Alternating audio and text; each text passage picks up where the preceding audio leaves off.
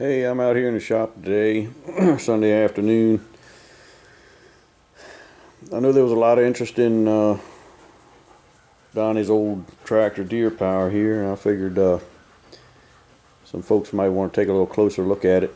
So let me tell you first how I ended up with it. Gosh, I guess I was 19 years old, something like that, 18, 19 years old. I was pulling a 4010, had a turbo on it, and I was wanting to make some improvements, and I wanted to get a steel flywheel and clutch and whatnot for it, so it'd be a little safer to turn up some RPM. So I went up.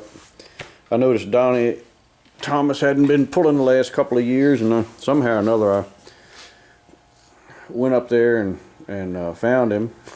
I still don't remember how exactly I got up there and found him, but I talked to him a little bit and asked him if he had any old spare parts laying around, and told him what I needed, and he said, "Let me see there once, Bill. By golly, I believe I could sell you the whole tractor for what you'd have in the flywheel and clutch." And I said, that sounded like a good deal to me. So he sold it way cheaper than I could ever have believed it. Well, he kept the rear tires and the head and turbos that were on it. He gave me another old head, and I had a set of tires to put on it, and gave me this injection pump and a set of injectors, and it didn't look anything like this when I got it. He had already had a wide front end on it yet, and different bubble on the hood and all that. But at any rate, when we got it home here, when I got it home, all I did was take it apart and use parts off of it here and there, and for 25, 30 years the parts were just all scattered around everywhere. And a couple years ago, me and the boys said, you know, that's a piece of pulling history. We ought to go ahead and take this thing, try to rebuild it.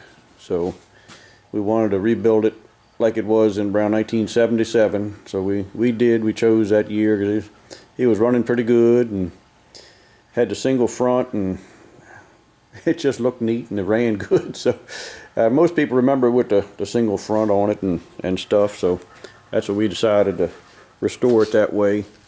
So what you see there is some of Donnie's old tractor and a whole lot of fabricating that we had to do to get it to look like it used to back in the day.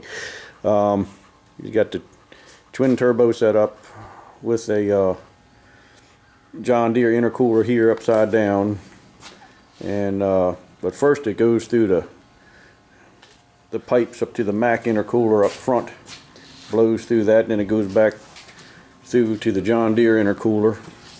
And here's this turbo set up here that we got. I got a T18 A74 on top of it's a Mac turbo. It's a TV61. And we were having all kinds of trouble, as you could see from the test runs, with making a little too much boost. This thing, it just was making tremendous boost, tremendous power, and it was blowing things off. First thing we blew was this pipe here, and then we blew that pipe and hose, and it just was ripping the hoses. Let me show you. These hoses were rated at 250 pounds of pressure, and it just literally ripped them. I mean, they're brand new, you know, turbo silicone hoses, and I said they're all rated for 250 pounds of pressure, and we was, as you can see, busting them up. So I was trying to figure how to get the boost down a little bit. Well, first of all, let me show you these. After we got to where the hoses would hold, then we were blowing up the intercoolers. You can see where we welded this top up. Let me show you some of the blown up intercoolers. Now, when I say blown up, I don't mean they broke, I don't mean they split. I mean they literally blew up. As you can see, it blew pieces clean into the woods. I'm not lying to you. It just disintegrated them, destroyed them. As you can clearly see, it even bent. Here's one of the heat exchangers out of them, the core. It's bent. I don't know if you can see that from the video or not, but it's bent all right. it blew them right up. And since it was blowing them up, I had to figure out how to get something to hold. We were panicking because we had to be in Bowling Green in a couple weeks and get it to actually make a run up the track. Made this piece out of steel. Got a friend of mine to weld this back together, and we put it back together. And I knew wanted to try to get the boost down. So the top turbo is a T18A74. I figured one way I could get the boost down is I happen to have another housing for a T18A90 that I put on there, and what that did, that gave us about a 1/4 inch gap all the way around the wheel, so I figured that wouldn't make much boost. So I put that on there for the 4th run after I had replaced the intercooler with another unit, which was not cheap. The first run we made it, and you see it popped this hose off, and we added this turnbuckle here to hold this on. I already had this one holder, but it needed 2. Then I made the other run, and even with that bigger housing on there to lower the boost, it blew up the second intercooler housing. And then I was right discouraged. We had to figure out something else. I was trying to figure out how to knock the boost down a little more. I looked at my bottom turbo, which we had on there. We had this scroll type diffuser housing on there. It was kind of tight. Had an AR ratio of only 55, which is squeezing her pretty tight. And I thought maybe that was putting the boost up way too much. So I went to I know a big warehouse where they have used turbos, and I got this other housing up here, which was a plenum type diffuser, which wouldn't make as much pressure. And I machined that out and got that to fit that turbo and put that on there. And I also, because I was a little bit chicken, a little bit gun shy after blowing up these intercoolers, went and put a pop-off valve on the just before the intercooler.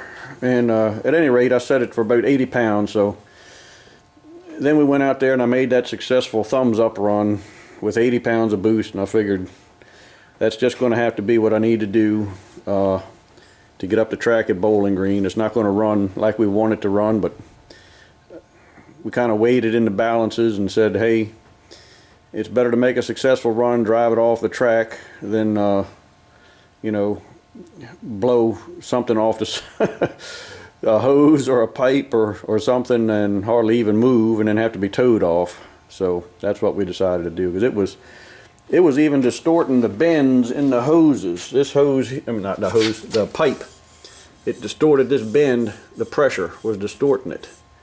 My gauge was only saying 100 pounds. I don't know if my gauge is broken, only goes to 100, even though it's supposed to go up higher, but I don't know. At 100 pounds it was blowing things off. So we had to detune her a little bit. But we're going to gradually put things back up. We put the correct housing on here. We're going to try that and see if that gives it enough more power. And if that doesn't work, I have another housing, which is it's still a scroll type diffuser, but the AR ratio is 0.85 instead of 0.55. We're going to try that. Let's see. I don't know what anybody else would be interested in. This stuff over here obviously is off a Mack truck, Mack oil cooler and filters, Mack injection pump. That's one Donnie used to run inside the engine, or same 6 pistons that Donnie ran in it last time he pulled it 35 years ago. Like I see, Donnie made them fenders, and we tried to keep it restored back as close as we could to how they had it, you know, be faithful to how they had it and all that. Had to recreate the the tank on the front and the front weight bracket. So we still had his marvelous wheelie bars, and we were glad about that. He has this fancy rear weight bracket right here, as you can see. Anyhow,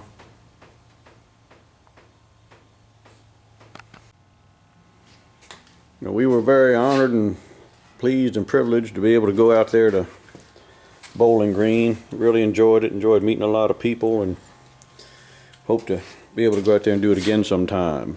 Like I say, anybody got any questions, feel free to contact me.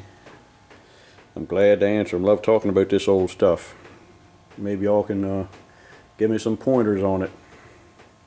Catch you later.